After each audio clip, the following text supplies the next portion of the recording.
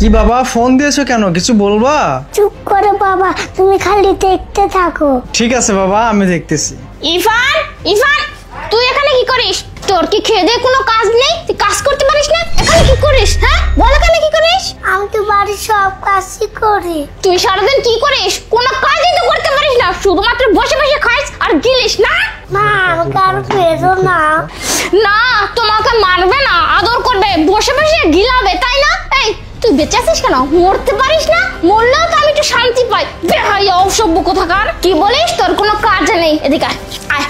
এই যে চালগুলো দেখতে পাচ্ছিস আর এই যে পলিথিন, এই চালগুলো একটা একটা করে এখানে বেঁচে বেঁচে রাখবি, বুঝতে পারছিস কি বলছি?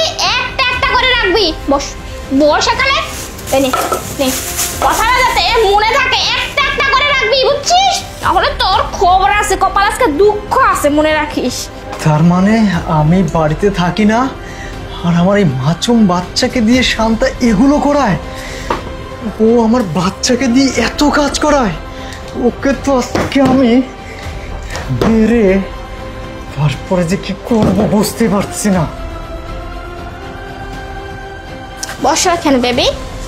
তুমি আমার এইখানে আসো বেবি। শোনো, তোমার এই ছেলেটাকে বাসায় রাখছো কেন তুমি? আরে আর বলবে না, কোথায় রাখবো? সারাদিন শুধুমাত্র মাঝে মাঝে মনে হয় ওকে মেরে ফেলি, একদম মেরে ফেলি।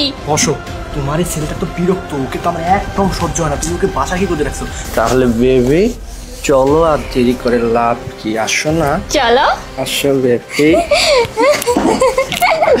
বেবি এটাকে তোর সাহস দেখে তো আমি অবাক হয়ে যাই।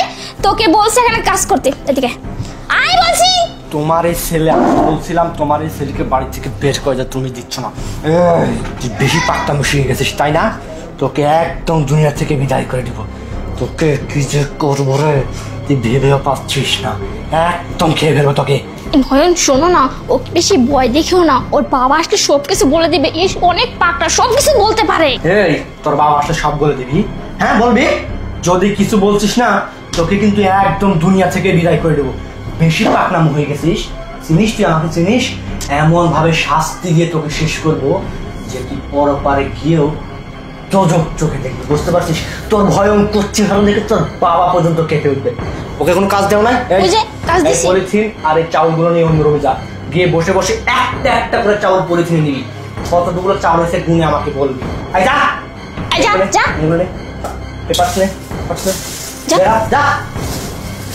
দেখছো, পোলাপানকে এইভাবে বলতে হয়, তুমি তো বলতেই পারো না। তার মানে শান্তা ওর বয়ফ্রেন্ডকে নিয়ে এসে আমার সন্তানকে এইভাবে মারতেছে। ও শিট, আজকে তো এর কিছু একটা করতেই হবে। আর দেরি না, এই সুযোগটাই কাজে লাগাতে হবে। আরে পথ থেমে থাকিস না, চল।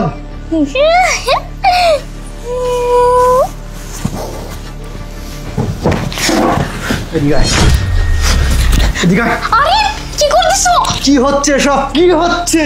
হ্যাঁ, আমার বাচ্চাকে দিয়ে চাউল ভাজতে দিছিস কেন? আমার বাচ্চার গাল এরম ধরে টিপতেছিস কেন?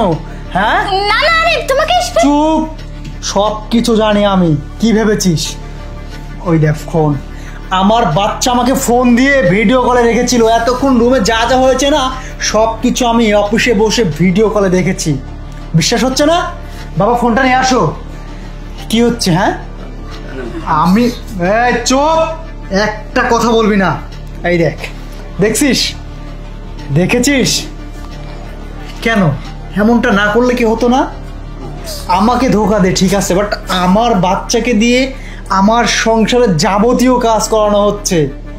আমার সন্তান বলেছে বাবা মাম্মু এই ছেলেটাকে, আর তুমি আমার সন্তানকে অমনি পেটাতে শুরু করছো। কেন? কেন? এই কি অপরাধ করেছে বলো?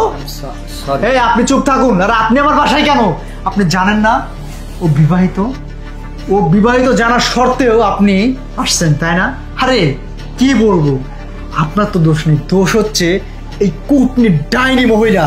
এই মহিলা যদি আপনাকে পাত্তা না দিত না, তাহলে আজকে এত দূর হতো না। তুই যে কাজটা করছিস না, এর জন্য তোকে শাস্তি পেতে হবে। থানায় চল, দুইজনে আমার সাথে। একটা কথা হবে না।